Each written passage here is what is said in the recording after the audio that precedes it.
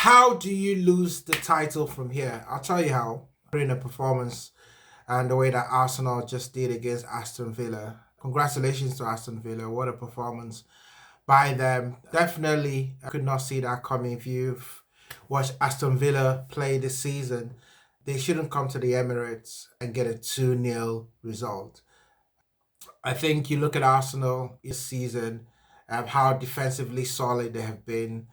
I don't think you could have told that just watching the game today. What an absolutely disappointing game by Arsenal. And listen, you know, more reactions. I always like to do a reaction after an Arsenal game, and even though I felt like not doing one, but I had to do a reaction. It was a diabolical performance today, and not in what you think, in the sense that did Arsenal really play very badly? No, but did Arsenal make a lot of mistakes in this game today? They did.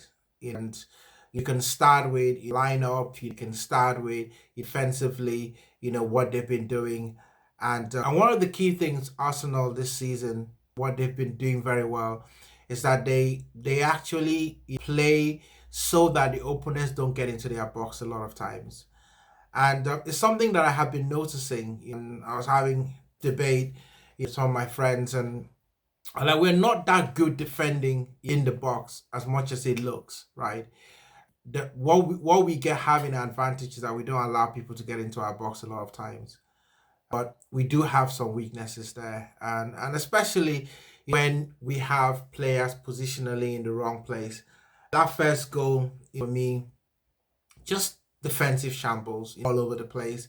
I don't think Rice even knew that Bailey was coming at the far post.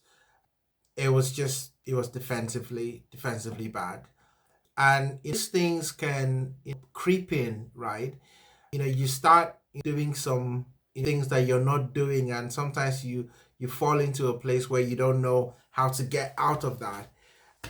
Listen, Villa will have to hold their heads high. They did an incredible performance today in the Emirates. Old boys coming back to the Emirates and taking their flowers. Martinez and Emery, and I thought he was harshly left by Arsenal. I always did, and but this is why he's very good, Unai Emery, because on a one-off game he can be very, very tactically accurate. I'm gonna watch that game again. I'm gonna look at some of the things, but I thought today tactically he got it on point. With his team selection, with the way the team played, and they were so calm at the Emirates, very calm. They didn't look like a team. He was a little bit nervous. We just kept inviting the nervousness all to ourselves. Zinchenko and Gabriel Jesus, are they secret agents for Man City? You've got to wonder, right? Because come on, I just that lineup today seemed like we really wanted to incorporate Jesus into the squad. And based on what he did against Bayern, you could say, Jesus needed to play. In fact, I wanted him to play today, but not with Havertz in the team, but also not having a proper eight there. We tried this experiment in the beginning of the season. It did not work. You'd have us coming back into the midfield. Why go back to it today when you've got Partey? And if you're not going to play Jorginho because you want to rest him for the Bayern game, why not play Partey, right? And let Rice do what he has been doing very, very well, screening that back four, especially on the left-hand side, and just making us defensively solid and helping us control that tempo in the midfield. I, what am I? What do I know? I'm not a coach. It just seemed very strange to me. And is this a case of deja vu? 7 games last season, that actual game we went to play Man City and we got absolutely demolished by Man City, and basically handed the title to them in that game. And 7 games in the season, we've literally handed the title to Man City. Because I don't think there's anyone out there thinking to themselves that Man City cannot go and win all their games, the remaining 6 games. They definitely can. Villa went up to the Etihad, basically just got them their bellies tickled. Knew that they were not going to do the same thing against Arsenal. They were always going to play us like as if their lives dependent on it. They rested key players at the Etihad, but you still have to do the job, right? And Man City did the job. Yes, it was Luton, that they played. It's kind of funny because when when we played Luton, Man City also played Villa at the same time, and Villa rested all their key players in that game, lost. He played Luton, won. Man City played Luton, won. We played at Villa and lost. It's just crazy. Conceding 4 goals up until this point and then just handing over the advantage. It's not just the fact that we've given Man City a bit of an edge because now they're 2 points clear, but we've also started losing our goal difference advantage. I think we were +6, probably +4 now, right now.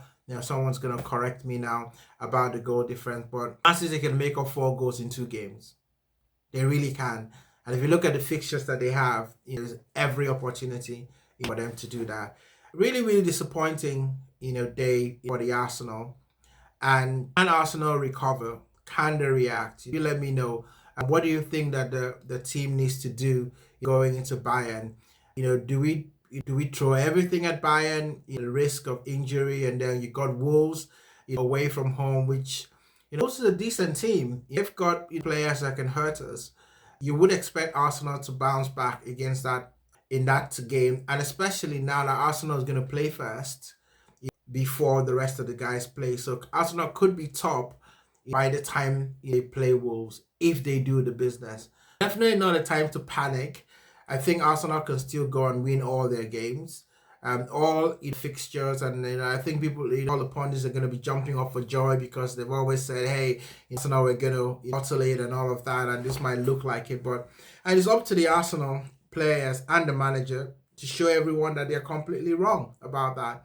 That's by putting in a performance against Wolves in the next game. I think the players, I don't think anyone can sit down at that dressing room today and say, "I did my job very well." Because if you did your job very well, you shouldn't have that kind of result. And look, it's the Premier League. This is why everybody loves it. There are no 3 points before the game is kicked. Right? No 3 points. But Man City, they just remind me of Thanos. It's just see that scene where he's like, "I am inevitable." I am inevitable. Man City are just inevitable. They haven't lost since like November last year. A few draws here and there. They don't lose at the Etihad. So that most games that are happening there, it's a win for them. And away from home, they can get results, right? Probably have 3 away games, this season left, and they can win all those, including the one against Spurs, who, by the way, will probably play us in the Champions League final and then go and get rolled over by City. That definitely can happen. Hey, things are falling apart. Are they? You've been in this position before. If we end up the season with nothing, is that still a good season for Arsenal? Let me know in the comments. Game on reaction, disappointing, but hey, we got Bayern. Hopefully the team turns up.